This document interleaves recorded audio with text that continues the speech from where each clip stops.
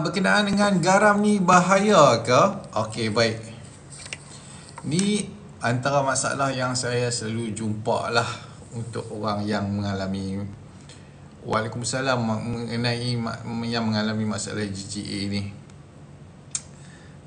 Dia antara yang paling ketara sekali untuk kalau dia kurang garam ni, kita boleh tengok dia jadi cepat haus. Dia minum tu macam tak pernah nak cukup. Dia minum. Lepas tu kulit dia jadi kering. Lepas tu badan dia lemah. Ini antara sebab kurang garam lah. Garam bahaya ni, kebanyakan orang yang takut nak ambil garam ni, dia kata nanti ambil garam akan menyebabkannya berlaku masalah darah tinggi. Dia sebenarnya tak ada kaitan pun. Kecuali dia dah potasium dia dah drop banyak dan garam kecuali dia ada masalah potasium dengan sodium imbalance. Potasium dia tinggi, bukan. Potasium dia rendah, sodium dia tinggi. So dia akan jadi masalah shock sensitif. Yang tu problem. Betul macam Tuan Razman cakap, dia jadi sakit sendi.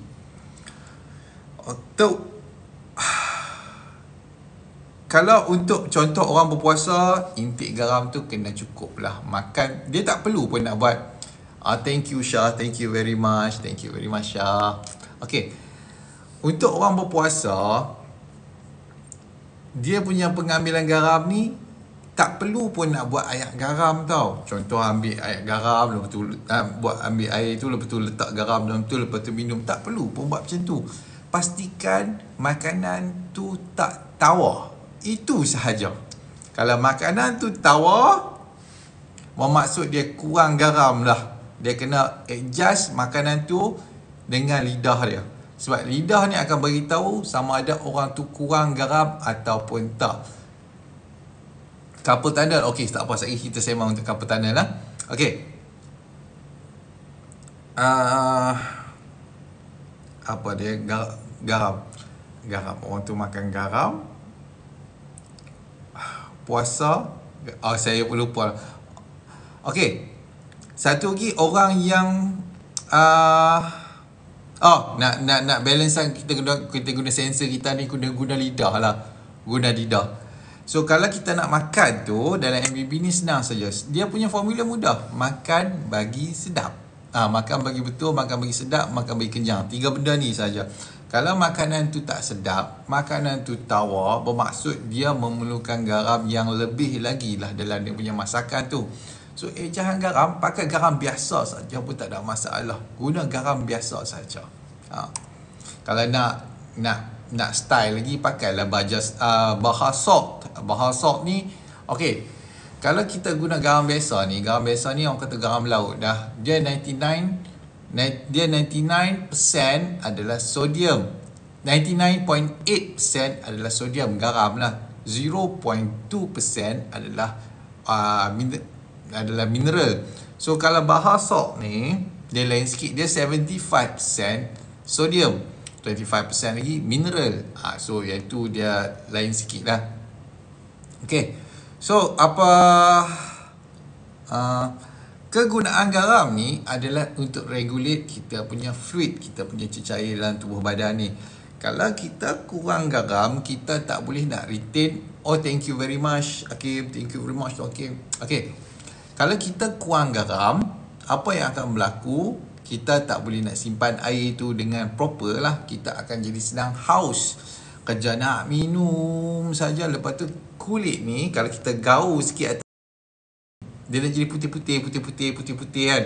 Itu antara tanda orang kurang garam.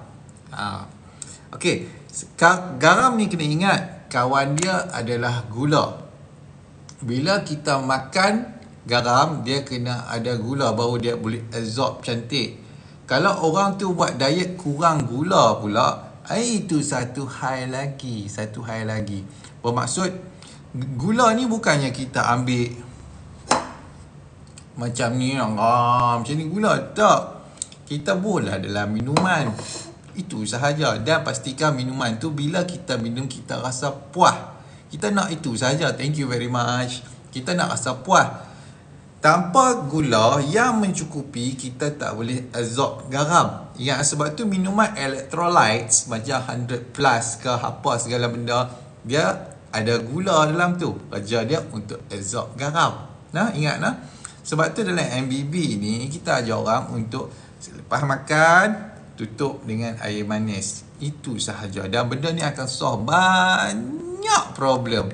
Terutama masalah sakit sendi, badan letih, kulit kering, kerap haus. Banyak.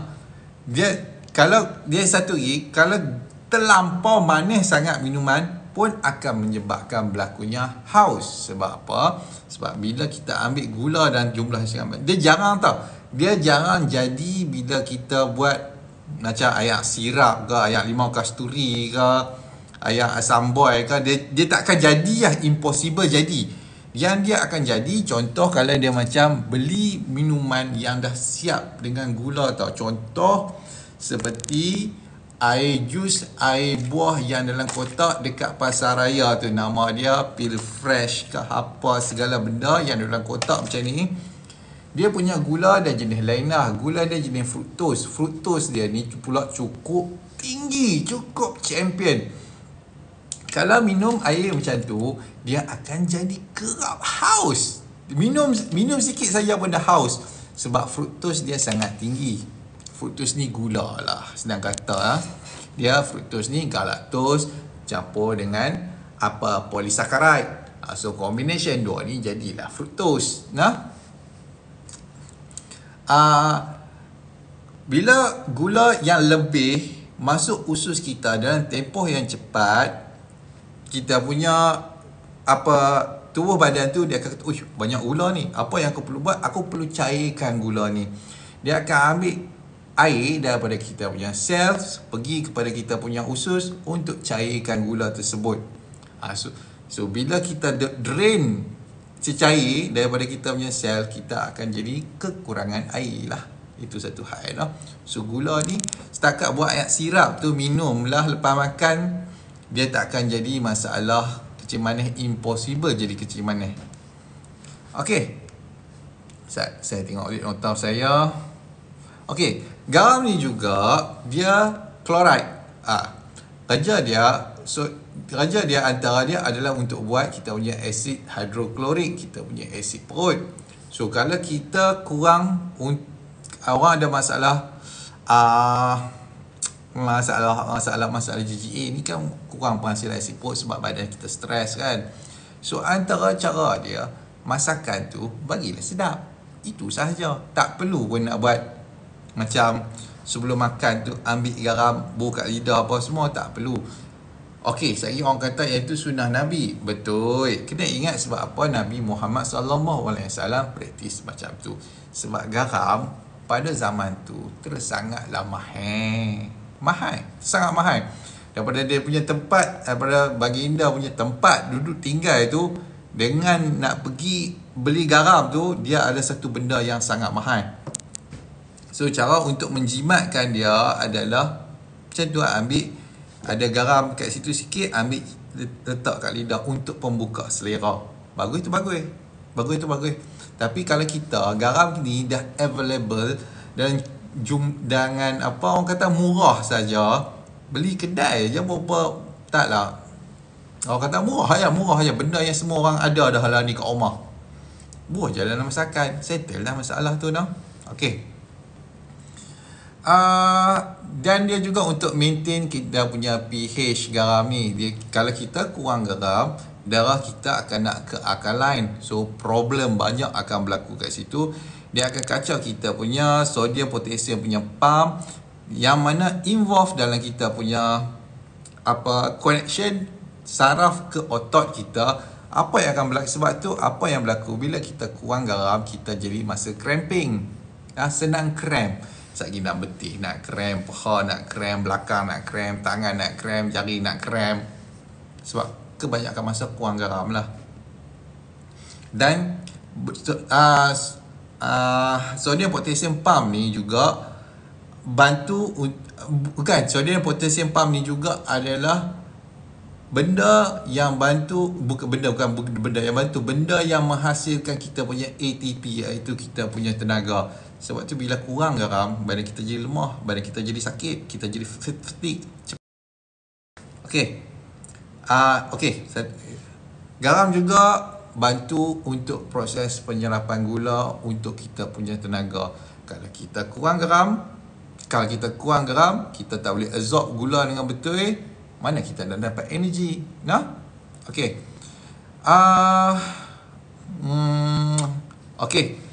So baik, berbalik kepada kenapa orang yang mengalami masalah GGA ni, dia selalu berlaku masalah kekurangan garam ni. Kenapa? Why? Reason dia. Selalu kita tengok potassium drop, potassium high, sodium drop. Why? Apa reason dia? Ataupun kita boleh tengok sebaliknya, potassium drop, sodium high. Dua benda ni dia boleh imbalance. Tapi hari ni kita fokus kepada kenapa sodium kita drop. Bila kita ada masalah leaky gut, ada masalah leaky gut, kita boleh berlaku jadi masalah mast cell activation syndrome. Kita punya mast cell yang menghasilkan histamin ni, dia sedang trigger release histamin. Pada leaky gut ni, dia menyebabkan berlakunya masalah kurangnya penghasilan diamine oxidase, menyebabkan berlakunya histamine intolerance. Combine dua ni, mast cell activation syndromes dan juga kita punya masalah histamine intolerance ni, memang cukup champion untuk menyebabkan keradangan pada kita punya hypothalamus. Hypothalamus ni dia kecil saja dalam bahagian kepala otak kita, yang mana kerja dia untuk mengawal, yang mana dia kerja dia untuk kawal selia kita punya hypothalamic pituitary adrenal axis, atau dipanggil HPA axis. Bila berlaku masalah HPA axis ni, apa yang akan berlaku? Dia akan ganggu kita punya adrenal gland, kelenjar adrenal.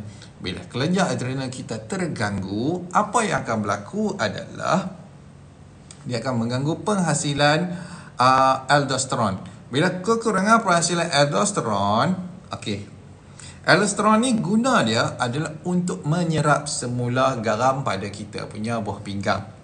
Kalau kita kurang aldosteron, garam dia akan buang macam tu sahaja. Kita buang garam, sentiasa buang garam. Lepas tu, ini akan menyebabkan potassium kita naik, menyebabkan electrolyte imbalance, kita akan jadi sentiasa haus dan sekian-sekian macam saya cakap sebelum ni.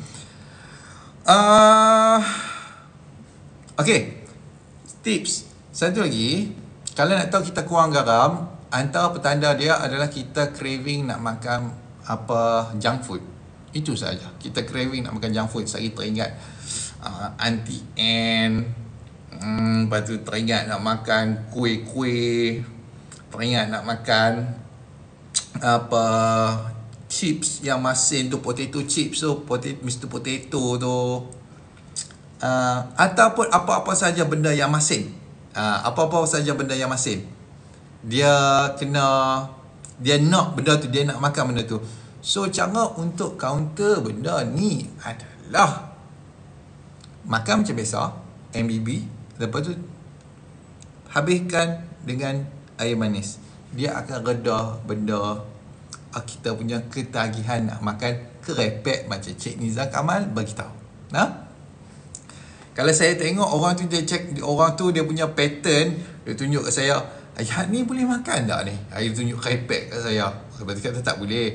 Sehari duduk tak duduk lagi, tunjuk kat saya lagi, "Hak ni boleh makan tak? Benda macam junk food lah, boleh makan tak?"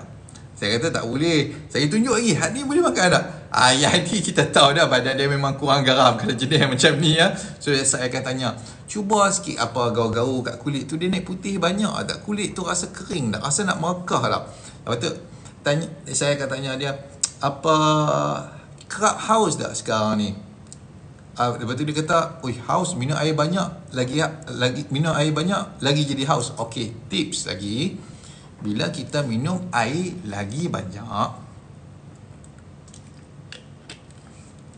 dia akan flush out kita punya garam. Lagi banyak kita minum air, lagi kita akan kurang garam. Jadi dia tak perlu pun nak buat minum tu letak garam, tak perlu pun nak minum air payau dah berapa nak minum air laut kan. So cara dia, macam saya cakap tadi, habis makan tu bagi sedap, makan tu bagi rasa cukup dekat lidah. Kita rasa sedapnya makan ni kan. Jangan bagi ada rasa macam makan awak tawak ni kan. Tak, kalau tawak kita letak garam, bagi rasa sedap dekat kita punya lidah. Lepas tu tutup dengan air manis dan perkara tu akan selesai. Craving untuk benda krepek-krepek ni akan selesai. Kalau tidak, dia sampai membawa ke dalam tidur tu. Aku makan krepek sedapnya apa semua. Jangan. Nah. Okay.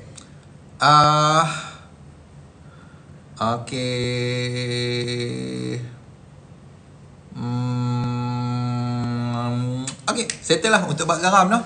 So garam ni untuk family MBB, janganlah duk risau noh. Jangan duk risau tak makan garam ni. Dia dua benda kasi. Garam dengan gula jangan risau. Kalau setakat buat air sirah, buat air asasi, buat air limau kasturi, apa semua tu minum setiap kali makan, mustahil akan kena kencing manis. Adalah mustahil.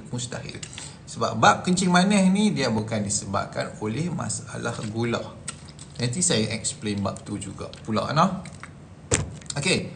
Nombor 2. Apa dia? Bab nombor 2. Telur bahaya. Daging merah tak bagus. Yang ni saya sekalikan semua sebab yang ni semua berkenaan kolesterol saja, dia tak ada benda lain lah. Telur bahaya, daging merah tak bagus, makanan berlemak naikkan kolesterol, kolesterol tinggi adalah bahaya. 4 poin ni dia kolesterol lah jalan lah, kolesterol. Okay, so bab ni kita cakap mengenai kolesterol. Okay. Yang ni kalau boleh nanti free, tengok dekat YouTube seorang ni nama dia Dr. Ekberg. Dr. Ekberg ni dia buat eksperimen dekat diri dia. Macam seminggu tu dia makan 100 biji telur. Lepas tu dia buat blood test. Dia buat ujian blood test. Dia macam-macam juga, dia buat test untuk diri dia sendiri. Dia Dr. Ekberg, Dr. Paul Mason. Mereka dua ni memang gila untuk nak gila buat blood test mereka dua ni. So Dr. Ekberg ni buatlah ujian kepada diri dia. Dia makan dalam 1 minggu tu 7 hari 100 biji telur. So apa yang berlaku dekat diri dia? Total kolesterol memang naik. TC, orang panggil TC, total kolesterol memang naik. HDL dia naik. HDL, low density lipoprotein, LDL dia naik. LDL ni yang kita panggil kolesterol jahat tu lah. Kalau kita tengok kan dekat blood report tu, sekali doktor tulis kalau LDL ni tak faham tentang apa, dia tulis kat itu tepi tu kolesterol jahat. Lepas tu HDL pun dia naik juga. Waktu dia buat eksperimen tu, nama dia tulis doktor akan tulis kolesterol baik. HDL, LDL, triglyceride ni dia akan tulis juga triglyceride dia drop. Kalau untuk yang dia makan 100 biji telur kan, dia punya result total kolesterol naik, HDL naik, LDL naik, lepas tu dia punya triglyceride dia drop. Okay, so apa bermaksud dia dekat sini? Dia kata tak ada masalah pun. Lepas tu dia ambil satu ujian, dia ambil satu paper. Okay, paper tu kalau nanti habis ni, kalau nanti saya post dekat YouTube, saya akan letak link sekali, link jurnal ni Nama dia Total cholesterol and all-cause mortality by sex and age, a prospective cohort study among 12.8 million adults. Dia punya kajian ni dekat Korea melibatkan orang dewasa 8 million yang mana combination gender lelaki dan perempuan pelbagai peringkat umur. Okey. Saya tak boleh tunjuk dia punya graf ni, leceh ni. Sat lah. Sat. Rasa boleh. Saat saya share lah. Sat. Allah. Sat. Sekejap. Saya airdrop Sat. Airdrops ke iPad. Okey, cantik lah masuk kat sini kan. Kan boleh. So, bila kita tengok dekat sini, yang ni orang kata tepi ni adalah risiko kematian lah. Risiko berlakunya jantung. Kat sini ini risiko berlakunya serangan jantung lagi tinggi lah. Yang ni total kolesterol ni pada paling rendah ke paling tinggi. Harap faham. So, didapati daripada kajian 12.8 juta orang tu, saya buka lagi. Orang yang mengalami orang yang ada total kolesterol paling rendah, kalau kat hospital tu dia kata, "Wish ni bagus sangatlah ni, kolesterol rendah ni bagus ni." Okey. Didapati orang yang punya kolesterol paling rendah, risiko untuk berlakunya masalah jantung adalah 8 kali ganda compare dengan orang yang mempunyai total kolesterol yang tinggi.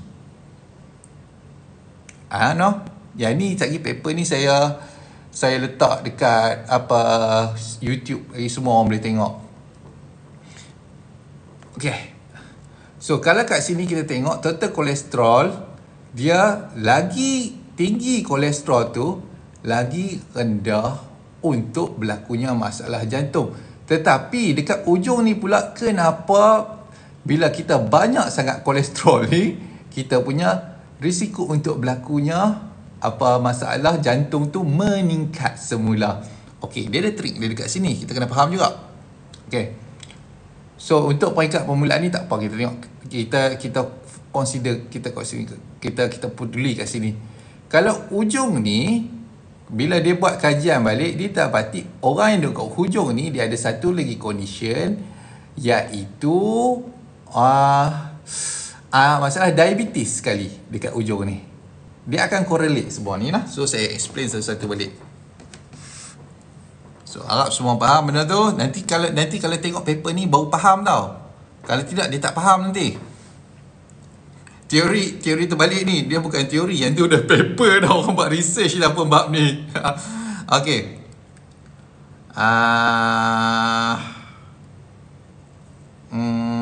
Okey. Kalau dia berdasarkan kertas kajian tu, mana yang orang total kolesterol yang paling tinggi kat situ, dia akan ada dia akan ada dua combination ni. Satu, high insulin.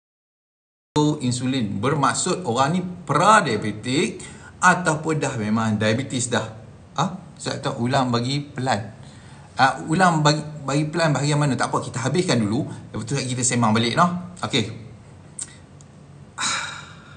Yang mana penyumbang utama kepada total kolesterol yang tinggi kat hujung tu adalah disebabkan penambahan triglyceride. Triglyceride dia tinggi. Bila kita ada masalah diabetes type 2, especially untuk HbA1c yang dah tinggi 8 ke atas, kita punya bila buat kita punya lipid profile, memang triglyceride tu dia tak akan lari, dia akan correlate together.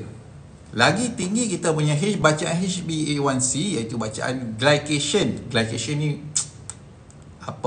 kepekatan gula dalam kita punya darah tu dalam masa 3 bulan ujian ni kan. Bila HbA1c kita tinggi, triglyceride kita automatik akan ikut sama. Dia tak boleh triglyceride ni rendah 0.7, 0.6, lepas tu kita punya HbA1c kita 9. Itu impossible. dia akan selari. Triglyceride kita akan tinggi selari dengan kita punya HbA1c. Nah, so yang menyumbang kepada total kolesterol yang tinggi yang meningkatkan peratusan berlakunya masalah jantung adalah triglyceride tu. So kalau saya tengok dia tadi ada bagi contoh kot.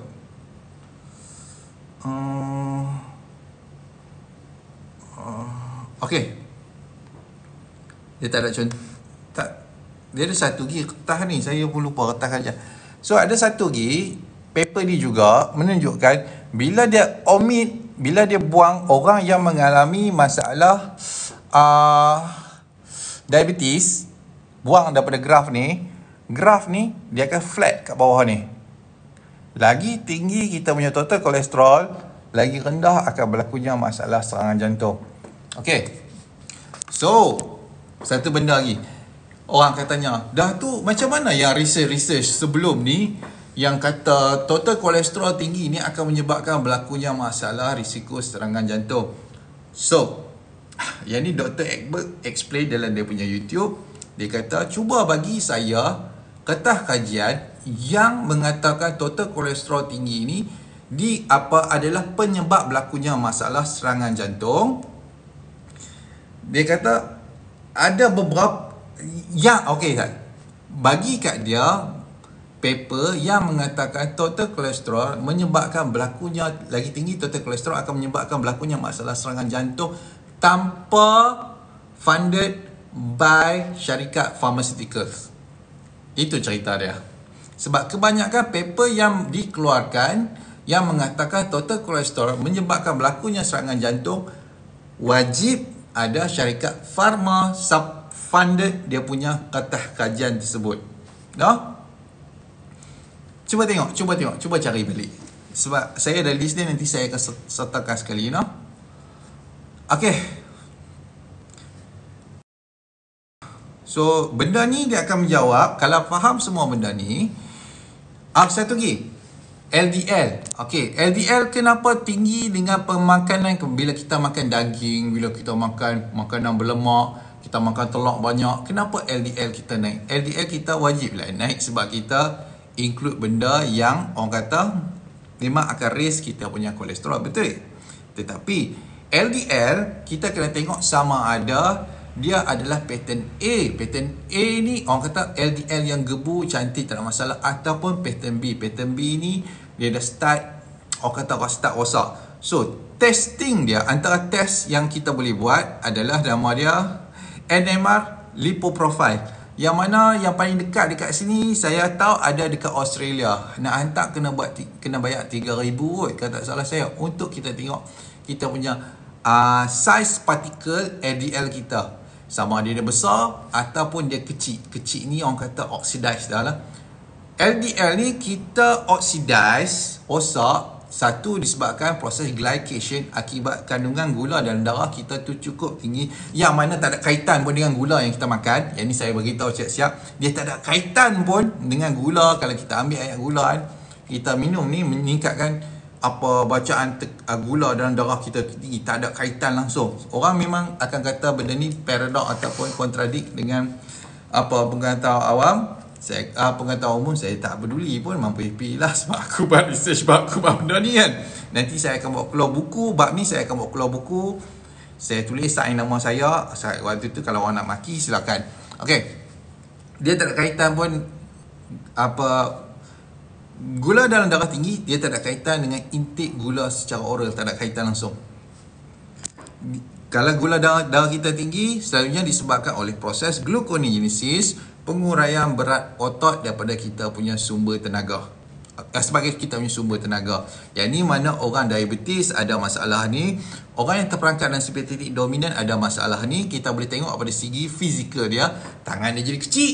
Okey, ingat kalau orang yang melalui proses glycolysis ni, gluconeogenesis, kita boleh nampak tangan dia jadi kecil, kaki dia jadi kecil, pungkok dia jadi kecil, paha dia jadi kecil, perut dia ada lagi, perut dia ada lemak lagi nah. Okey. Itu satu hal. Betul apa lagi? Satu lagi, kalau gula dan partikel LDL ni akan rosak bila berlakunya oxidative stress. Oxidative stress, saya cerita sikit lah. Oxidative stress ni hanya akan berlaku bila tubuh badan terperangkap dalam mood simpatetik dominan, lawan atau lari yang menyebabkan cara ini ya. Banyak soalan tapi sembang dulu kat tu. Lagi saya jawab, kan tidak dia kacau saya punya train of thought, nanti saya akan blur hilang. Okey.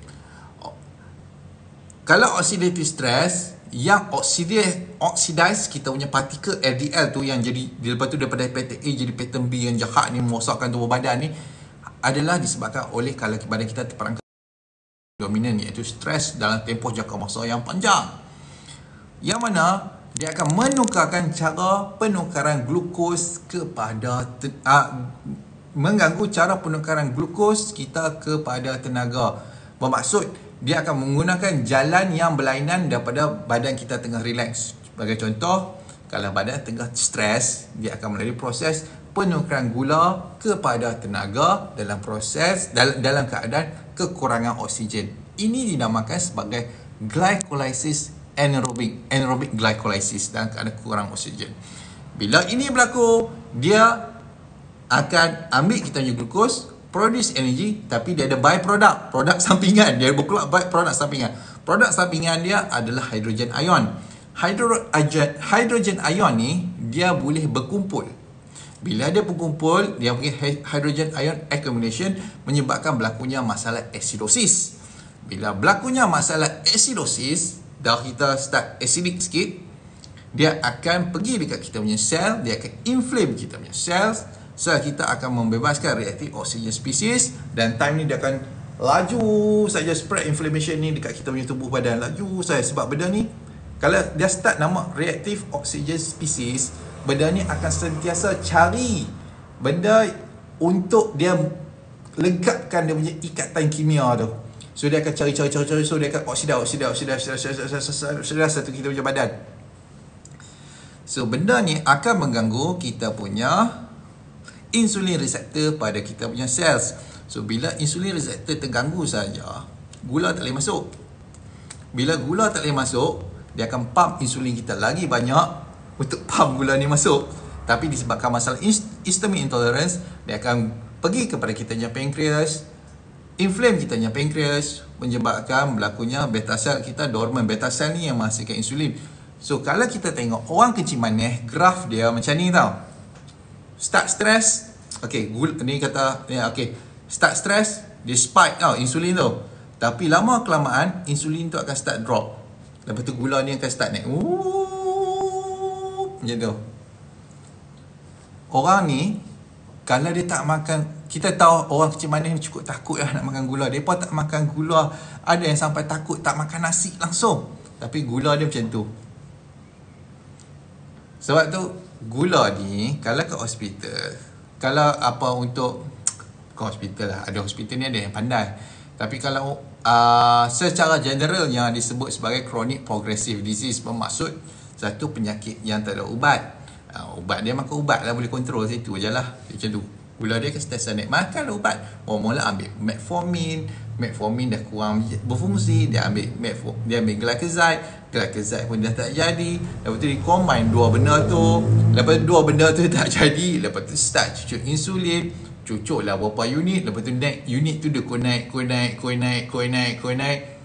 dah kali mati macam tu berjalan lah. Okay, so saya tengok soalan pula nah. Saya tengok soalan pula.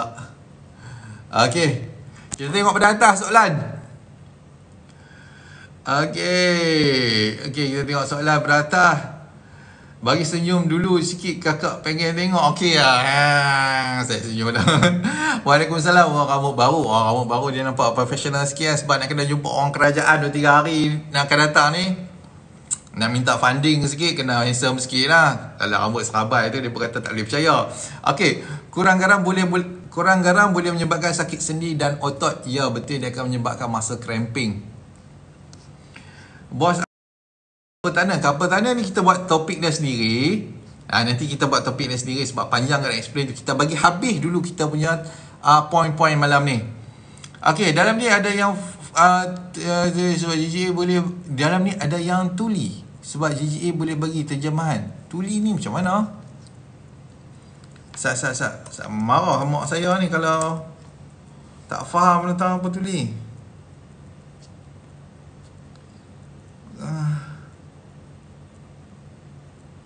Tak dengar ke Kak Laili? Maksud dia tuli tu?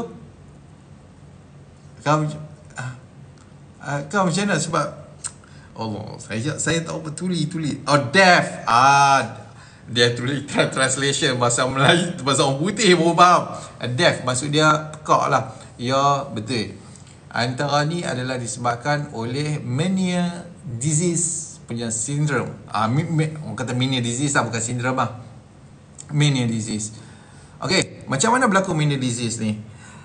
Saya pernah jumpa juga ramai, bukan ramai, tak ramai lah, dalam 9 orang lah. Kalau saya ingat, saya tak salah saya, yang mengalami masalah permanent vertigo. Permanent, masalah dia semua problem dia semua solve dah, semua problem solve.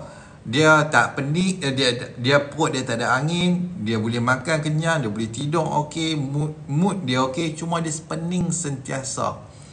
Pening sentiasa ni, dia pening 24 jam. Lepas tu telinga dia kurang boleh dengar ataupun dia bunyi desing.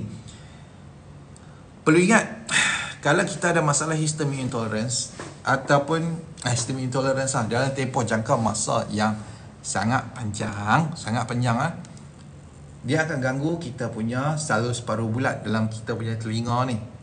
Dia bagi kita punya sebahagian daripada kita punya vestibular system. Okay, yang control balancing, control kita punya hearing, pendengaran. Antara salus paruh bulat ni dia terlibat samalah, especially untuk kontrol kita punya balancing. Okay, kalau kita ada masalah histamine intolerance, kena ingat lah kerja histamine. Kena ingat. Saya fikir kena ingat. Histamine, antara dua sifat utama dia adalah dia bersifat vasodilator. Vasodilator ni maksud dia boleh mengembangkan saluran darah. Dia boleh mengembangkan saluran darah. Nombor dua, dia boleh increase vascular permeability. Bermaksud dia boleh meningkatkan kebolehterlapan saluran darah. Combine dengan dua benda ni, dia boleh bawa masuk lebihan cecair dalam salus paruh bulat kita, yang mana dia akan trigger untuk perasaan vertigo. Bila berlakunya pertambahan cecair dalam kita punya salus paruh bulat, yang ini digelar sebagai endolymph hydrops. Pertambahan cecair endolymph dalam bahagian salus paruh bulat kita, dia akan trigger kita punya hair cell dengan lebih mudah. So bila dia trigger hair cell ni, dan salus paruh bulat kita ni ada hair cell yang trigger kita punya motion. Saya bagi contoh. Okay, macam kalau kita buat helikopter, macam katalah kita buat helikopter kan, kita duduk satu tempat, lepas tu kita pusing, lepas tu kita berhenti tiba-tiba kan, berhenti, lepas tu kita rasa, pening. Itu disebabkan salus paruh bulat, cecair dalam salus paruh bulat kita, dia masih berpusing ikut kita punya pergerakan. Dan bila ada detect motion, ada pergerakan lagi dalam salus paruh bulat kita, mata ni akan cuba counter pergerakan cecair dan telinga kita ni. Contoh, kalau kita tengok belah kiri, mata kita akan counter pergerakan dia nak pergi tengok belah kiri, mata kita akan cuba sebaik mungkin dia akan counter belah kanan. Bila kita tengok ke bawah, dia akan counter naik ke atas pergerakan bola mata kita tu, supaya kita boleh tengok sentiasa straight. So bila kita berlaku pertambahan cecair endolymph dalam salus paruh bulat kita disebabkan oleh masalah histamine intolerance, dia akan trigger vertigo. Itu ingat, first step dia trigger vertigo dulu. So lama-lama kita buat benda ni tak tahu saya, ataupun buat bodoh saja kan. Kita kata, tak apalah, tak apa, dia hilang. Tapi dia tak hilang. Telinga aku berdesing. Telinga aku rasa sedap. Dia rasa macam ada ayak dalam telinga ni. Lepas tu, dalam telinga tu, kalau terus sangat dia rasa macam ada binatang dalam telinga. Dia tapi tak ada apa pun. Yang itu disebabkan oleh pertambahan cecair endolymph hydrops. Okay. lama kelamaan kita punya selalu kita punya, kalau kita tengok kita punya selalu separuh bulat kita, dia ada macam 2 section tau. Dia ada section dalam, dia ada section luar macam tu. Dia macam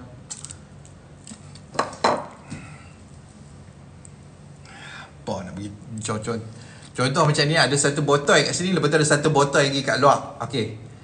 Lama-lama benda ni boleh pecah tau. Kalau kita duk tambah pressure, lama-lama botol ni boleh pecah. Bila dia pecah saja, jadi orang panggil jadi mania disease. Mania disease pula, orang tu akan sentiasa vertigo 24 jam. Walaupun dia recover fully, tapi masalah ni dia tak akan recover. Dan dia akan ada masalah dengan dia punya hearings, pendengaran dia. No? Dia rasa macam ada binatang duk korek dalam telinga dia. Dia akan rasa kedap. So benda-benda macam tu lah, no? Benda-benda macam tu dia akan jadi. Okay, harap membantu.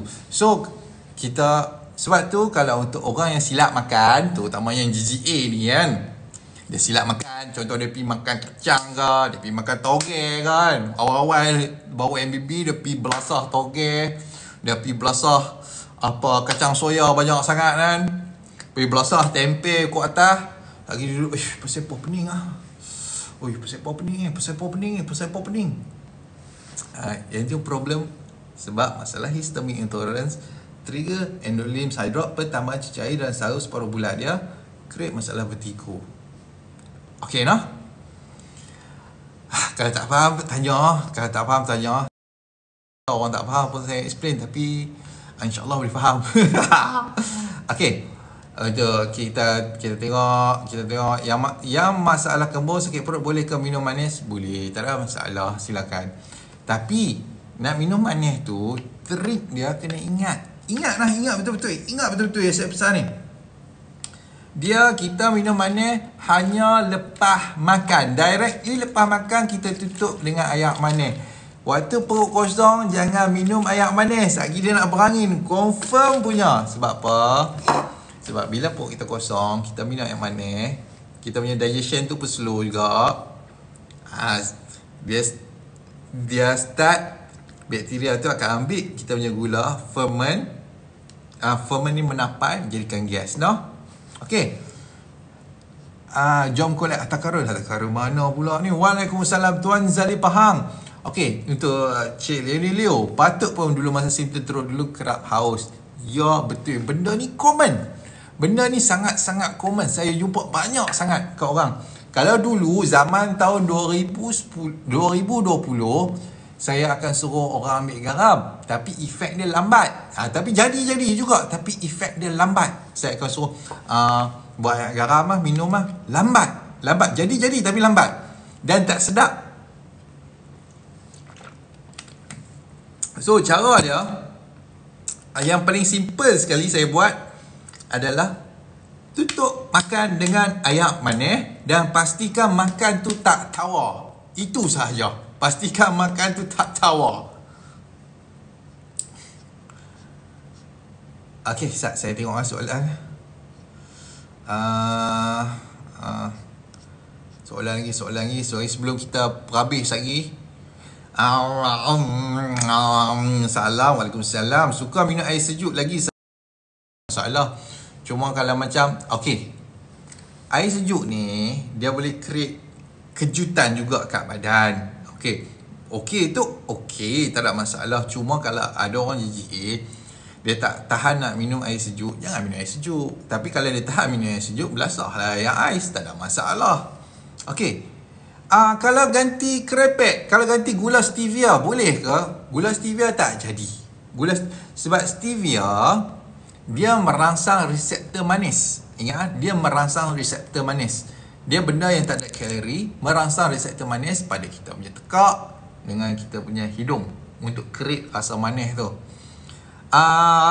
Kalau macam ikut Alfai kan, ni Alfai Ultra. Alfai mana? Dia duduk bawah. Okey. Kalau ikut Alfai ni, memang dia kata ada enrich stevia kan, ada stevia pada ini, marketing saja sebenarnya. Stevia saya ibu sikit saja pun. Sebab orang kata kalau orang yang belum masuk dalam ekosistem MBB ni, dia kata stevia ni bagus lah. So saya letaklah stevia kat sini kan. Sebagai habuan nak pancing kata benda ni bagus, sebenarnya saya letak sikit saja pun. Sebab stevia ni bukan okey pun. Dia tak bagi keselesaan bila kita ambil, bila compare dengan gula. Gula yang bagi keselesaan, okey. Contoh orang makan offal ni, dia kata, ush, makan kenyang lama sebab fiber. Dah lah, tak sebab fiber pun. Sebab dua benda ni ya. Fructose dengan maltose. Ui, fructose dengan maltose bahaya dua benda tang ni. Okey, kena ingat. Benda semua ni saya letak ada reason tau. Bukan saya saja letak kata, oh tak apa kita bagi dia fructose lah. Wow, kita letak pun maltose pun cantik sikit kan. Sakit dia nampak je. Tak. Fructose dengan maltose ni, dia sifat dia monosaccharide. Monosaccharide ni maksud ikatan gula dia satu sahaja. Senang terurai. Dia untuk bekalkan energi dengan cepat. Sebab orang GGA, dia bakar gula dengan cukup laju. Contoh kalau macam permulaan, bila dia start makan, dia akan setiap 2 jam lapak, 2 jam lapak, 2 jam lapak, 2 jam lapak. Sebab proses glycolysis secara anaerobik, penukaran glukos kepada tenaga dalam keadaan kurang oksigen ni, dia sangat cepat dan sangat tak efisien compare dengan pembakaran gula secara aerobik, iaitu dalam keadaan ada oksigen. Dia anaerobik dalam oksigen di 1, dalam keadaan aerobik ada oksigen dia 18. Yang ni sangat efisien. Dan makan tu dia boleh tahan lapar jangka masa panjang. Sebab tu kita bagi lebih ekstra gula sedikit untuk bagi orang tu keselesaan lebih lama. No? Itu reason dia. Okey. Kita tengok soalan. Salam Tuan Azwan, apa khabar? Saya semangat ni, semangat. Okey, pengambilan garam berlebihan boleh jadi angin ke? Susah nak lebih garam ni. Kecuali dalam bentuk krepek. Kalau bentuk krepek, bentuk keropok, dia boleh lebih. Tapi kalau dalam bentuk masakan, kita buat gulai ke, kari ke, apa benda dalam bentuk makanan ni, dia memang kita akan rasa guna lidah kita, dia susah nak tipu. Tapi kalau dalam bentuk krepek, kalau ada MSG lagi cukup champion untuk tipu kita punya lidah, dia rasa sedap. Makan. Lepas tu mendapatlah jawab dia. Yang tu boleh. Kalau dalam bentuk boleh. Tapi kalau dalam bentuk oi, terima kasih Tuan Jafri. Share the live with more than 10%. Terima kasih banyak-banyak Tuan Jafri. Okey. Dia akan mudah makan. Lepas tu satu lagi, motor ni pula bising lah. Okey, satu lagi, kalau kita ambil garam, makan pula dengan tepung, kita boleh makan 1 lori tanpa rasa apa-apa pun. Okey. So kita tengok teori terbalik ni. Biasa kita MBB, kita bagi yang mana work saja. Orang kata terbalik kata, kita tak peduli. Okey. Dok, saya bukan dok, saya ni hanya untuk promo. Saya nanti saya nak tukar setup ni pakai tengkolak dan kemenyan sikit, baru nampak real sikit. GERD anxiety kena pantang ketat ke? Dok, kita pantang 3 benda saja. Tapi kalau awal-awal tepung beras pun kita buang sekali. Tepung yang tak ada gluten pun kita buang sekali. Yang kedua, minyak sayur pada semua bijirin, ada sekejap lagi kita nak sembang. Dan susu pasteurized. 3 benda ni saja yang kita buang. Yang lain tu, semua kita nak makan under the sun ni, semua benda kita nak makan. Kecuali 3 benda tu. Tapi cara introduce dia tu kena betul ya.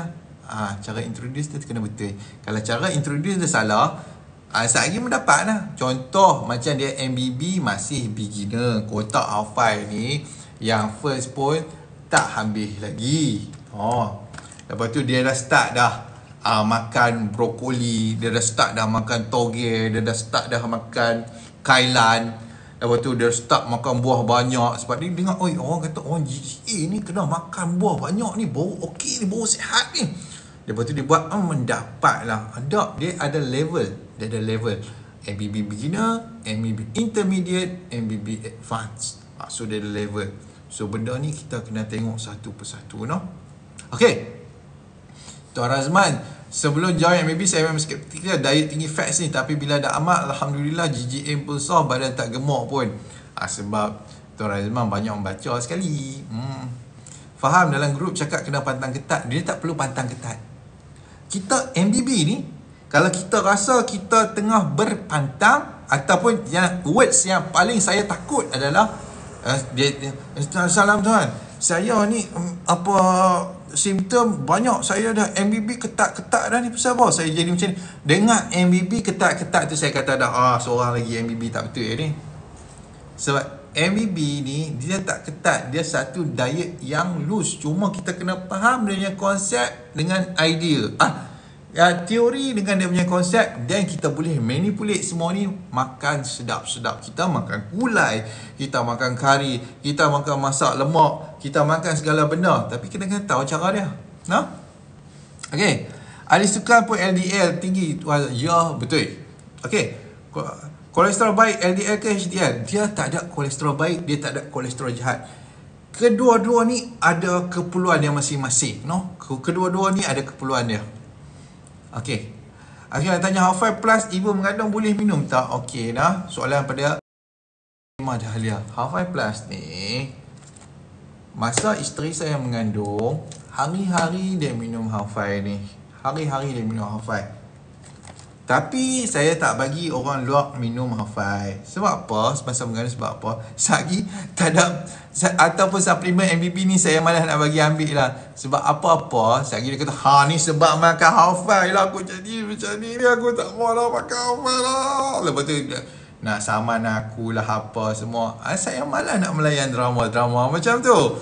Jadi saya kata tak payah ambil Half-Five. Senang kata macam tu saja. Memang dia tak ada kaitan pun dengan Half-Five ni, tak ada kaitan pun. Tapi lagi dia nak blame Half-Five, saya malas lah tau. Sebab saya tak cukup famous. Kalau saya dah cukup famous, brand saya besar, kita confident lah. Tapi yang ni lagi macam-macam cerita, malas. Okey, betul, kena faham stalker study tentang kolesterol ni, betul. Ulang tu dari badan stres tuan, step by step tak dapat lekat ni. Tahu. Saya balik kat tuan 099 lagi. Tuan, logik tak kalau TG bawah 0.5 tapi TC sampai belah-belah total kolesterol? Possible ke? Logik kalau LDL kita tinggi. LDL dia tinggi lah. Adakah stres punca segala penyakit? Stres ni dia ada 3 utama sekali. Yang ni saya ambil daripada Dr. apa? Dr. Jason Berg ke? Allah, Tok Guru pun tak ingat. Tak apalah, saya bayar kelas dia. Kalau saya tak ingat pun tak apa. Apa Dr. Lupa dah nama dia. Okey, dia mengatakan stres ni dia terbahagi kepada, bukan Jason Fang. Jason Fang bab diabetes. Tapi kalau tengok Jason Fang tu shock, dia punya topik dia tu. Ada lagi saya tutup. Okey. Apa dia aku nak kita? Okey, stres dia terbahagi kepada 3. Satu, stres emosi. Stres emosi hanya berlaku bila kita kena belasah waktu kecil. Ini saya ulang banyak kali lah. Kena belasah waktu kecil, mak opak dia tak sayang dia langsung, kena rogol pula ke atas. Benda yang trauma gila-gila punya waktu kecil kan. Dan benda ni boleh membawa sampai dia ke besar. Dan benda ni walaupun dia makan betul pun, dia tak ambil gula ke apa semua, dia akan senang kena penyakit metabolik. Dia akan jadi masalah darah tinggi ke apa semua. Sebab benda tu sentiasa play record dalam dia punya kepala otak 24 jam. Sebab dia punya usia kecil ni, kita akan ingat banyak benda pada usia kecil ni juga yang membentuk peribadi kita bila kita dewasa. So, kalau stres emosi daripada kecil kena belasah Walaupun remaja tu dia tak kena belasah dah, tapi benda ni dia membawa sampai ke besar. Ingat, stres emosi ini saja. Tidak lah nak kata stres kerja teruk sangat ni boleh jadi macam ni. Dah sebab stres kerja ni kita berhentilah. Apa masa bukan dia letak pisau pun kat leher kita, kata hang kena kerja, kalau hang tak kerja kena boleh. Itu lain. Kita berhenti cara kerja lain lah. Itu ya. Itulah kita nak buh prop lepas ni. Apa tunggulah. Lepas tu nombor 2, stres fizikal. Stres fizikal ni kalau kita ada masalah tulang belakang, iaitu kita ada spondylitis ke, kita ada masalah slip disc ke, yang pinch kita punya nerve, especially bahagian cervical, kita punya cervical ni ataupun belakang thorax kita pun boleh juga dia tekan kita punya nerve kan. Yang ni akan menyebabkan stres berpanjangan, chronic stress. Kalau kita ada masalah tulang belakang, walaupun kita makan betul, walaupun kita tak makan gula ke apa semua, walaupun kita makan benda yang betul sahaja kan, dia tak boleh lari pada masalah metabolik. Dia akan kena masalah kencing manis, dia akan boleh kena masalah jantung, dia akan boleh kena tekanan darah tinggi, dia sentiasa tinggi, dia akan kena masalah GGA ni. Nombor 3 ni faktor ubat dengan makanan lah. Nombor 3, selalunya 90% ini disebabkan oleh makanan yang ke laut lah. Itu sahaja. 3 makanan, faktor makanan ni 90% orang yang kena masalah GGA ataupun metabolic syndrome ni ataupun masalah jantung ni disebabkan oleh pemakanan. Juga ubatan yang tak sepatutnya dia ambil. Okey. Tuli tu pekak semua bukan saya. Okey, baik, saya faham. Tuli tu adalah pekak. Okey. Histamin tak terus berlaku kan? Begitu juga dengan leaky gut. Okey. Untuk berlakunya masalah leaky gut, dia benda bukan ambil hari ni makan esok jadi tau. Tak. Dia benda ni dia makan tahun dan makan belah tahun untuk baru terjadi. Dengan perbuatan balah roti canai itu bagi, lepas tu minum teh tarik ke atas, lepas tu lagi pergi cari roti pula lagi, malam makan Kentucky, makan McD. Sekarang semua orang boycott dah ada. Dia pergi cari burger tepi jalan ke apa patut malam, dia makan junk food 24 jam tak berhenti. Dia akan kena lah. Walaupun orang tu cakap, aku makan tepung, aku makan mi okey saja, tak ada masalah pun. Hukum Tuhan ni, matematik law dia takkan boleh lari. Itu saya sila beritahu. Okey. Kurang garam dalam badan boleh jadi kejang otak ke tuan tarik mengkarung. Betul, sungguh. Hak tu dia boleh jadi masalah tarik mengkarung. Okey. Okey, Allah, saya ni. Encik Azam, boleh ke saya Azwan Tok Romo, panggil Tok Romo. Boleh ke minum air garam, contoh sebut garam untuk membantu pembuangan? Boleh tu, boleh. Tak ada masalah. Tapi yang untuk yang membantu pembuangan sebenarnya adalah daging dengan lemak dengan gula. Okey. Lepas makan tutup dengan air manis. Lepas tu nasi tu kalau rasa tak puas makan nasi. Makanlah nasi tu. Lepas tu lemak dengan daging ni dia merembeskan kita punya jus empedu. Jus empedu ni yang akan mempercepat, yang akan membantu proses kemut usus kita tu, dipanggil sebagai migrating motor complex.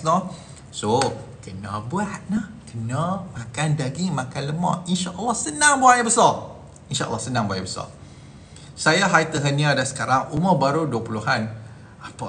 Cik lembu kan nak panggil? Allah, tak. Saya nak panggil pun serba salah. Okey. Hyperhernia dia ada 4 jenis. 4 type. Type 1 dia panggil sliding. Sliding ni tak apa lagi, perut dia tertolak naik ke atas. Type 2 dia rolling, dia bergulung sedikit, tak apa lagi, boleh buat bodoh lah. Type 3 combination sliding dengan rolling. Yang ni kalau ada duit, ada insurans, pi buat siap-siap, tutup buku, pi buat operation siap-siap. Kalau 4 massive sliding dengan rolling, yang ni ikut turn. Kalau hospital kerajaan dia ikut turn.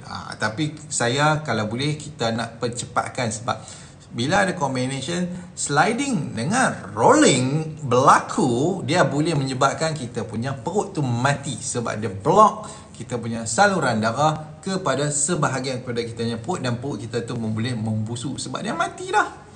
Okey. Vertigo tu macam mana cara nak hilangkan tuan? Okey, cara dia praktis amallah Half 5 Plus. Lepas tu praktis lah MBB. Dia slow akan hilang. Dia selari dengan kita punya pemulihan kita punya usus. Itu sahaja. Okey, dia lower thalia sand. Thank you very much. Tuan Jafri Al-Kafi send. Thank you very much. Tambuna di Max send. Ice cream. Nyam nyam. Thank you very much. Nampak sangat saya ni tengah puas hati ni kan. Tengah melayan dah ni. Yang ada diabetes, okey ke tuan? Yang ada diabetes, nak ambil hafal? Boleh, silakan, tak ada masalah. Silakan lah, silakan. Minum air suam bilik pun boleh juga. Macam minum air suam ni, Floyd Mayweather dia selalu buat. Floyd Mayweather ni yang boxing tu, dia tak minum air sejuk. Dia prefer minum air suam. Bagus, tak ada masalah. Bagus, tak ada masalah. Okey, Encik Azam, macam mana nak hilangkan bahang susu panas yang keluar dari mulut serta bau mulut? Okey, kalau bau mulut, pergi dentist dulu, buat scaling dulu. Buat scaling dulu. Scaling ni bermaksud kita cuci gigi ya. Buat itu dulu. Sebab kebanyakan masa ada kotoran yang menyebabkan pembiakan bakteria dekat celah kita punya gusi ni. So pergi kat dentist, kata saya nak buat scaling. Scaling kat sini harga dia dah RM70, RM70-80 range dia. Tapi kalau first time buat boleh pergi RM90 lah. Sebab banyak kerak dia nak kena buang kan. So benda tu dia akan InsyaAllah bau mulut tu akan selesai. Kalau bahang suhu panas yang keluar daripada mulut tu sebab acid reflux, iaitu MBB dengan Alpha, dia akan selesai lah no? Okay, Alpha Ultra tu macam mana? Alpha Ultra ni saya untuk nak try Alpha Ultra tu saya khaskan untuk orang ilustrasi dengan Alpha Plus dengan Happy D, baru saya bagi untuk Alpha Ultra. Sebab Alpha Ultra ni dia nama Ultra, dia kasar sikit. Tapi kalau dia kasih sungguh. Okay, maaf lewat hadir bos, tak ada hal. Kita tak ada hal. Okay, saya sakit leher, BP normal tetapi kolesterol dan TG tinggi. Bolehkah saya makan ubat apa-apa bagi kurang rasa tu? Saya selalu sakit leher tapi BP normal tapi kolesterol dan TG tinggi. Praktis MBB, amal Half-Five Plus. 3 bulan praktis betul ya. TG saya yakin dan pasti akan bawah pada 1, boleh dapat 0.8. InsyaAllah. Selalunya saya cukup confident bab ni. Saya terkenal si Irfan masa sama Half-Five Plus. Yang ni macam saya cakap tadi, saya bagi awal-awal, saya tak bagi orang yang mengandung ambil Half-Five Plus ni sebab dia tak ada kaitan pun ataupun produk MBB ni. Cuma bila saya ikut jadi apa-apa, aku dia terjatuh ke, jadi terjatuh menyebabkan keguguran ke, ataupun sebab apa menyebabkan keguguran, janganlah terpa saya. Itu je. Sehari saya kena terpa problem lah. Beg kuning lah. Allah, kita tak letak ke? Allah, Sat, saya letak beg kuning, Sat. Tak apalah, saya letak kopi lah kali ni kan. Dia letak Alpha saja, kita letak kopi kali ni, kopi MBB. Kopi MBB ni cukup rancak lah. Try lah. Tapi untuk yang baru nak try kopi tu, ambil yang boost dulu. Hard boost, jangan ambil hard color relax tu. Jangan ambil yang color relax. Relax tu untuk advance ataupun intermediate. Untuk beginner, ambil yang color orange tu dulu. Boost tu nama dia. Okay. Ada GGA boleh makan kari. Tunjuk kopi. Sat. Tunjuk kopi. Sat.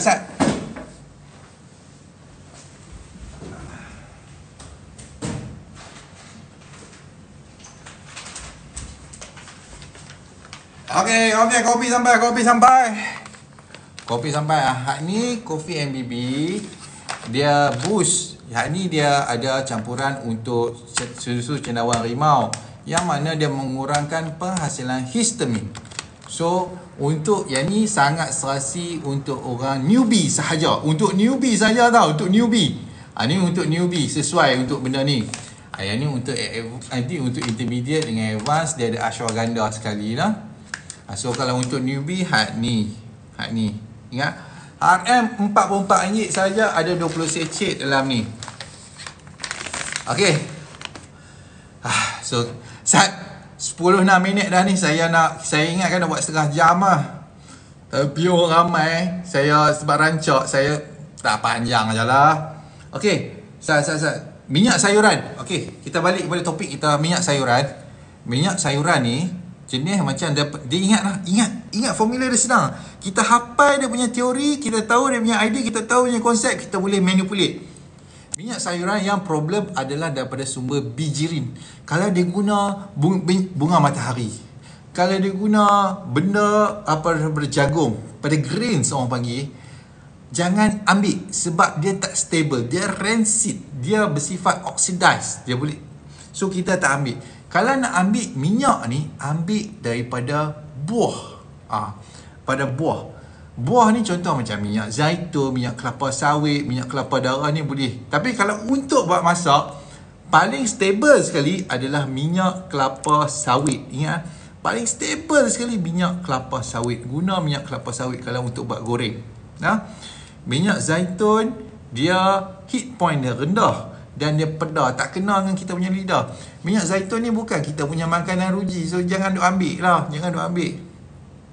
Kalau minyak kelapa darah ni tak boleh buat masak goreng. Kalau nak juga buat pakai minyak tanak. Minyak tanak orang dah tak praktis dah buat. Minyak kelapa orang panggil, yang mana dia ambil kelapa, lepas tu dia tanak sampai dia naik minyak kat atas tu, yang tu orang ambil.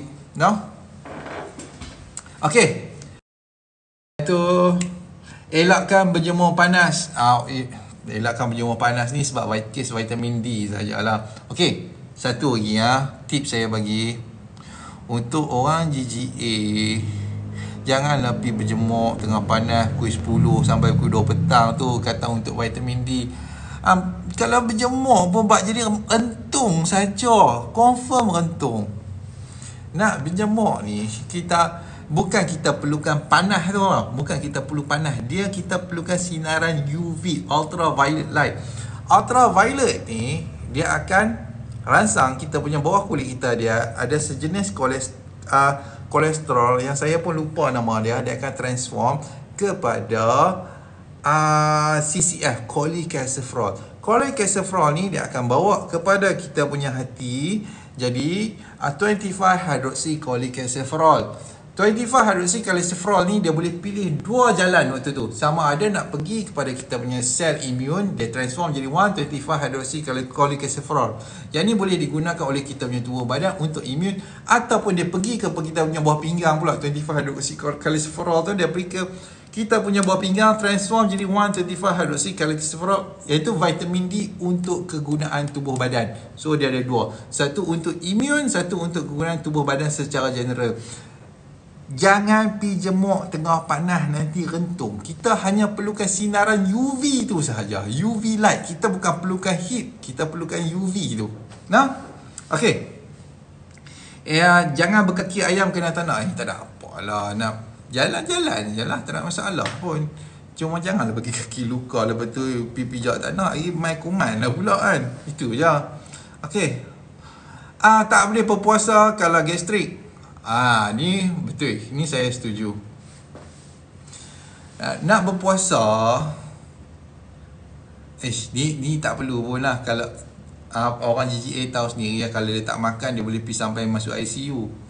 So kita nak puasa kena training daripada beginner. Lepas tu kita start practice ADIF, alternate day intermittent fasting. Daripada alternate day intermittent fasting, kita selitkan kita punya puasa Isnin dengan Selasa Khamis. Dah boleh puasa Isnin dan Khamis, baru kita buat antara hari tu IF. Lepas tu kita start naikkan puasa kita tu Isnin, Selasa, Khamis. Isnin, Selasa, Khamis. Lepas tu Isnin, Selasa, Khamis, Sabtu. Lepas tu baru kita buatkan semua hari tu kita boleh berpuasa. Dia benda ni perlahan-lahan Okey. Jangan tinggalkan makan pagi.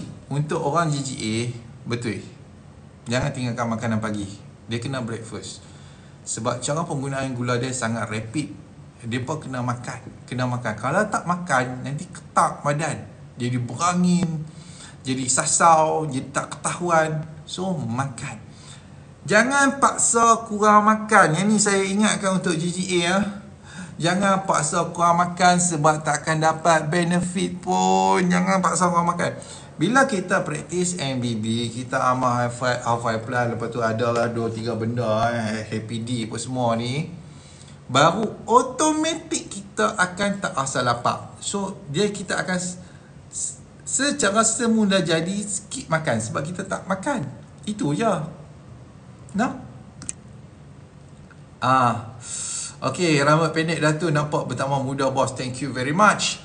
Okay, minum susu untuk kuatkan tulang. Okay, susu, especially untuk susu high calcium ni kan, orang kata tengok, kalau minum susu untuk kuatkan tulang anda, mengarut, dia akan jadi masalah batu karang. Saya pun tak tahu macam mana syarikat tu boleh lobby kita punya bahagian iklan ataupun KKM untuk endorse produk susu high kalsium ni.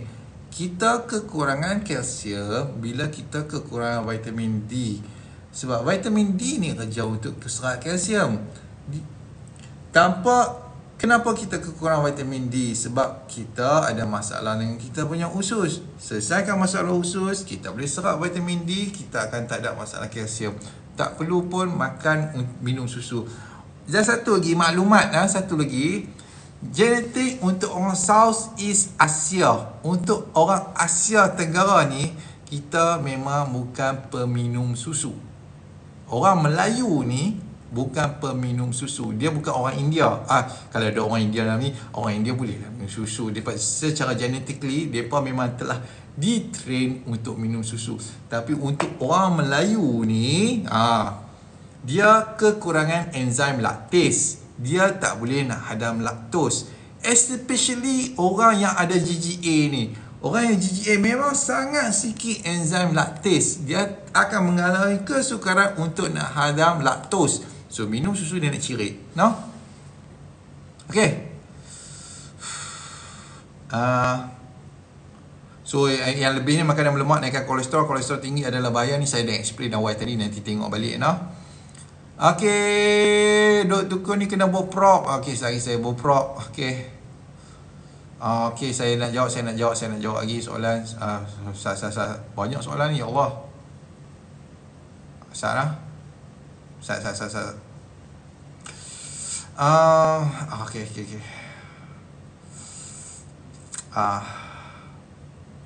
Cik Wan sedia membantu join MBB. Salam tuan, saya nak tanya, saya ni ada sejarah batu karang. Kalau makan daging banyak ada efek tak tuan? Batu karang makan daging tak ada efek pun. Silakan makan, silakan. Rasa macam terjentik saluran pernafasan jantung. Terjentik saluran pernafasan jantung. Okey, tak apa. Salam Tok Moh nak tanya, ada diabetes boleh ke minum air manis lepas makan? Tak ada masalah. Boleh, silakan. Jangan takut. MBB tu makan bagi betul. Salam, nak beli tak ada beg kuning ke? Ada beg kuning ni. Ada beg kuning apa untuk kopi malam ni sebab ramai orang tak pernah try je. Makan bagi baik. MBB ni akan mengubah lifestyle, bukan sekadar semua GGA saja. Ya, betul. Kita masuk MBB ni kita nak lagi sihat daripada sebelumnya. Jom MBB bagi join MBB. Okey, silap. Maaf tuan nak tanya, kalau HDL tinggi tu okey ke tak? Tak ada masalah. HDL tinggi tak ada masalah. Atau tadi rasa sungguh saya cek terus. Okey, alhamdulillah Tuan Farhan. Okey. Kalau kita makan betul-betul sampai sakit, sekarang kita tukar makan bagi betul. Okey, baik. Menyusu anak boleh tak makan? Boleh. Menyusu anak tak ada masalah. Silakan. Silakan. Air coklat bila tuan? InsyaAllah bulan depan kot. Bulan depan sebab ni kita baru dapat sampel. Bulan depan lah kot baru siap. Minta maaf kat ni lambat. Alfa RM Boba, Alfa M89. Dia datang sekali servis MBB ni. Newbie boleh ambil boost? Boleh. Kalau dari perut ke atas tekak macam tak selesa, itu gastrik. Okey, kalau dari perut ke atas tekak macam tak selesa, itu sebab oleh GERD, acid reflux. Okey, kadang minum Nescafe tak ada gula, tak trigger pula histamine, kadang jadi juga. Apa untuk Kafein ni, okey, saya bagi tahu. Orang suka minum kopi sebab kafein. Kafein ni akan trigger kita punya penghasilan kortisol. Kortisol ni akan buat kita rasa refresh, rasa alert, rasa macam dah bangun dah kan. Itu kafein. Okey. Untuk orang GGA yang ada masalah dengan dia punya radang pada dia punya hypothalamus, menyebabkan gangguan pada HPA axis, menyebabkan kekurangan penghasilan kortisol, bila dia minum kafein, kortisol tak boleh trigger, dia akan trigger penghasilan adrenalin. Adrenalin akan trigger secondary histamine release. Itu yang minum kopi jadi ketat dada. Sebab tu dalam boost kita letak tiger milk mushroom untuk mengurangkan penghasilan histamin supaya kita boleh enjoy rasa kopi yang ada kafein tanpa ada simptom. Okey. Dulu dah biasa minum Alphite, sekarang dah henti rasa nak minum balik Alphite. Silakan. Boleh beli pada kita punya Cik Wan pun boleh, tak ada masalah. Daripada Tuan Syah Boycast tu pun boleh. Semua Dietec hebat. Semua Dietec hebat. Minyak masak meat dari kelapa sawit ke tuan? Minyak masak meat dari kelapa sawit. Ya betul. Okey. Nanti Nuris, Cik Nuris, sakit di bahagian tulang tumit ada kaitan ke dengan Tuan Sita GGA? Tulang tumit sama ada jadi plantar fasciitis ataupun kekurangan vitamin D. Okay, dua benda tu sahaja. Sebab hari tu saya pun jadi juga sakit tumit. Lepas tu saya ini cerita betul lah, bukan cerita bohong. Yang ni waktu ni kita baru first time dapat kot Cik Wan. Kalau ingat waktu kita ambil kat KL tu kan, yang kata makan happy, kita dua try happy D tu, yang saya kata uish, sakit tumit ni hilang lah. Ni happy D try lah. Okay, mak mentua saya masak makanan pantang, wife pakai olive oil tak apa ke? Dia tak apa nak sedap. Olive oil ni pedah. Rasa pedah lidah saya kalau je tu pakai ni je lah, pakai minyak kelapa sawit, dia tak ada masalah langsung.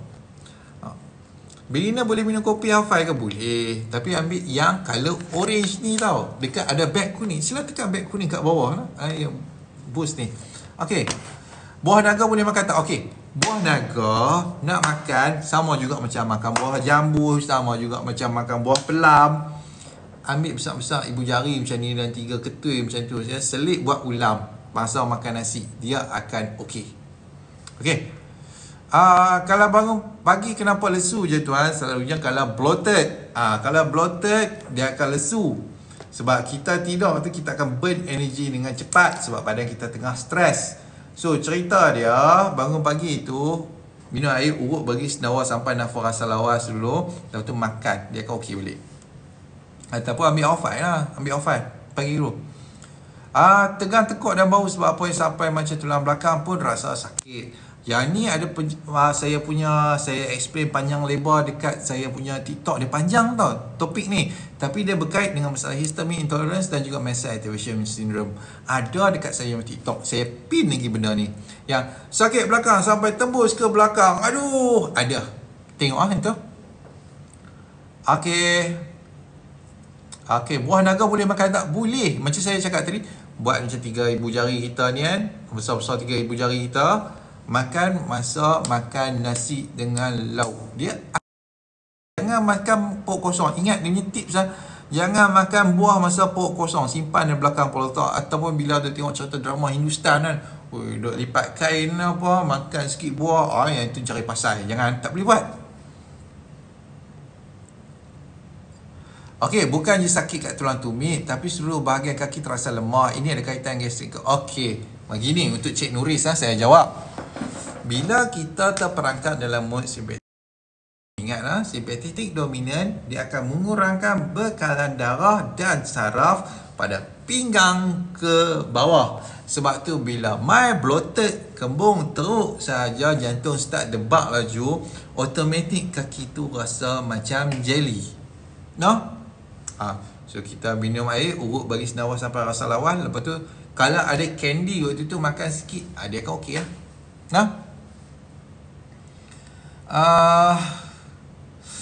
Sebab apa dia banyak soalan. Sebab apa dia sebab makin handsome. Okey, terima kasih. Yogurt boleh makan ke bang?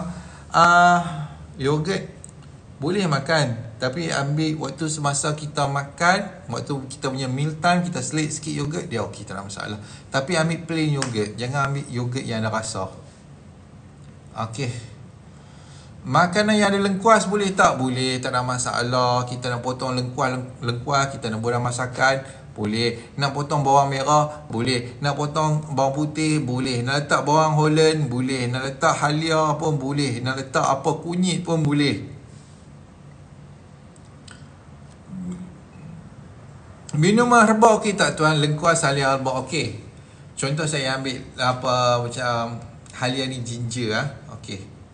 Ginger, dia ada certain compound digelar sebagai gingerol. Gingerol ni sifat dia macam capsaicin. Capsaicin ni macam sifat dia macam chili. Dia menyebabkan low grade inflammation pada kita punya usus. Sedikit. Yang ini akan trigger penghasilan histamin, dan histamin akan pergi dekat kita punya bakteri usus, dan bakteri usus akan metabolize histamin ni, dan dia punya byproduct adalah binatang apa orang panggil? Gas. Kalau boleh kentut, alhamdulillah selesai masalah. Sebab tu orang makan jenis macam dengkuas, halia, halbah ni untuk buang angin. Tak, sebenarnya dia produce lebih angin lagi. Kalau boleh kentut, selamat. Kalau tak boleh kentut, merana jawab dia. Merana. So kita tak bagi lana. Selalu rasa kebas lidah tu tanda kurang zat besi kan, dua bukan.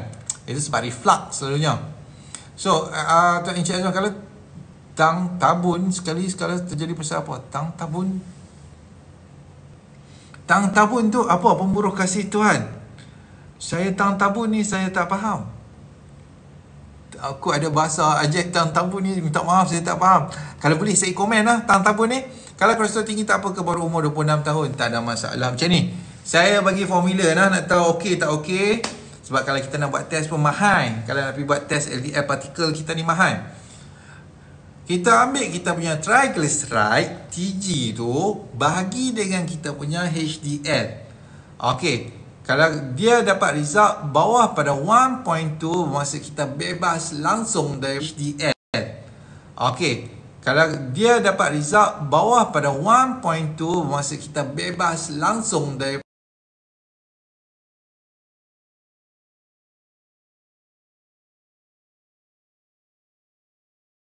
apa, dia daripada 1.2, kalau kita dapat 1.6 baru ada risiko untuk berlakunya masalah jantung. Itu pun paling rendah.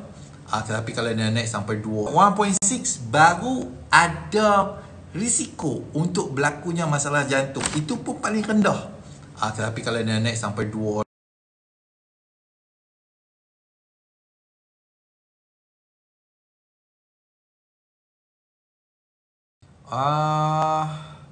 saya tengok. Biskut tak ada gluten bila boleh makan bang? Lidah saya kalau okey, saya takut nak terlepas soalan. Saya takut. Saya takut lepas soalan. Okey. Nuris, mana satu soalan? Okey. Ada GGA boleh makan kari dan jenis berkuah ke? Okey. Untuk kari dan jenis berkuah ni, saya 10.23, saya kena habis pukul setengah, 7 minit lagi. Untuk makanan kari ataupun gulai, problem dia bukan sebab kuah tau. Problem dia sebab santan. Santan ni kita kena makan. Kena ingat, santan kita kena makan. Cuma kepekatan santan tu kita kena adjust. Untuk MBB beginner, kita cairkan santan dengan air dahulu. Kita cairkan dulu santan dengan air. Lepas tu kita buah dalam masakan. Lepas tu kita makan. Kita masak, okey lah. Tak bloated, tak ada reflux, tak ada rasa berangin apa semua. Okey, start dari situ kita pekatkan santan sikit. Sampai rasa masak, reflux makan santan pekat macam ni dia reflux. Okey, tak apa. Lepas tu kita maintain pekatan santan macam tu, maintain sampai okey, santan pekat macam ni dah tak ada masalah. Lepas tu kita kuih naik pekat dia, pelan sampai boleh makan santan pekat dah. Macam tu dia gulai kari gulai ke, ataupun masak lemak ke, ataupun apa-apa makanan yang ada santan ni, buat macam tu cara dia. Cairkan dulu dengan air. Santan kotak pun boleh pakai, cairkan dulu dengan air. Kalau angin naik tapi sakit kepala sebelah kanan, ada dalam saya punya tips dekat saya punya ruangan saya punya video-video dekat Hawaii Plus punya TikTok tu. Dia sebab histamine intolerance, dia mengembangkan kita punya occipital nerve. Ada, saya explain panjang lebar kat situ untuk Cik Manis cerita. Okey, baik. Lidah saya kebas berair dan bercucuk. Adakah syarat lidah saya kebas? Lidah saya kebas berair dan bercucuk. Lidah saya kebas. Okey. Yang ni kita sebab reflux. Apa yang berair dan apa yang mencucuk? Dada mencucuk ke apa? Adakah saraf angin dan stroke? Bagi detail sikit Okey. Nanti saya jawab. Biskut tak ada gluten, time bila boleh makan bang? Time dia lepas makan tu boleh, tapi untuk beginner janganlah. Kita ambil untuk intermediate dengan advance boleh. Multivitamin, okey. Multivitamin boleh ambil tak kalau kita ambil offline? Ambil lah Real B. Ambil Real B. Sebab Real B tu multivitamin yang mana saya buat khas untuk orang ada masalah gastric anxiety. Sat.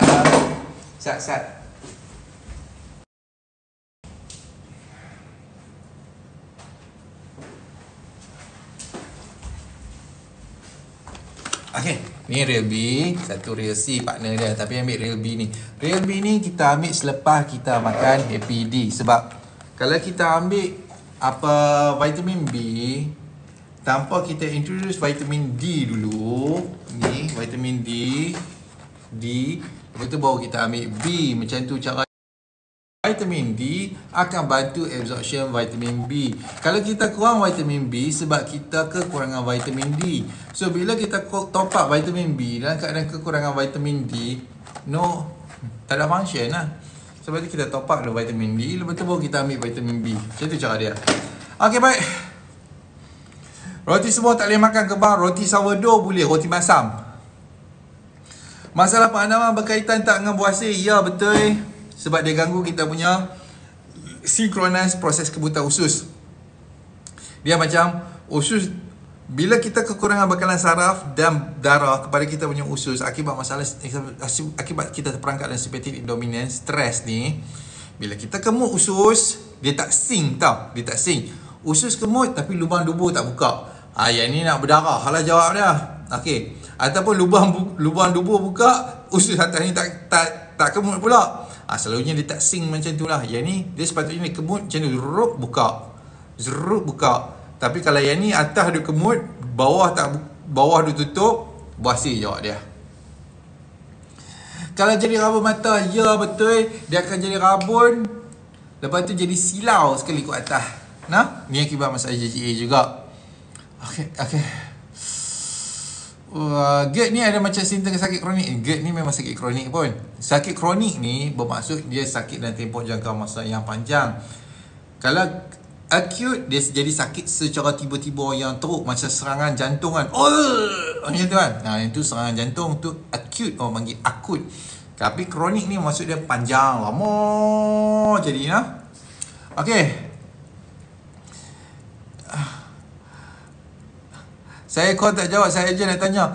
Apa call untuk apa Cik Wan? Saya tak boleh jawab sebab telefon saya pakai untuk live. Itu pasal tu. Kalau saya jawab tak boleh lah tak boleh nak ni lah, tak boleh nak live lah. Minta maaf banyak-banyak. Kontak saya Cik Wan ataupun kontak apa Tuan Syah. Syah Boycast tu nah. Dua orang tu, kontak depa.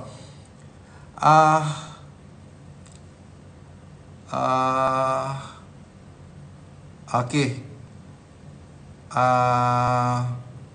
Okey, baik. Habis dah. Okey, baik. Untuk itu sahaja hari ni. Terima kasih semua. Terima kasih banyak-banyak pada yang hadir. Terima kasih banyak-banyak, semangat saya buat live orang ramai hari ni. Thank you very much. Terima kasih banyak-banyak. Okey, insyaAllah kopi tu time bila boleh ambil. Kopi boost ni, okey, kita ambil lepas makan. Dia akan okey saja. Ambil lepas makan. Okey, terima kasih banyak-banyak.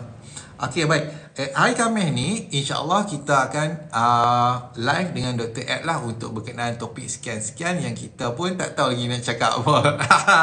Okey, kita tunggu je lah untuk hari Khamis ni. Terima kasih banyak-banyak. Kalau nak perlukan apa penerangan lagi, apa macam biasa, mesej saya terus. Ataupun kat itu ada orang berani tinggal nombor tu, tak apalah, sebab bukan saya tinggal nombor. Saya takut kalau saya tinggal nombor saya okey, baik. Pagi boleh sarapan tak dengan kopi MBB tu? Makan dulu baru kita minum kopi nah. Okey. Okey, baik. Itu saja. Terima kasih semua. Terima kasih banyak-banyak. Assalamualaikum warahmatullahi wabarakatuh. Thank you very much.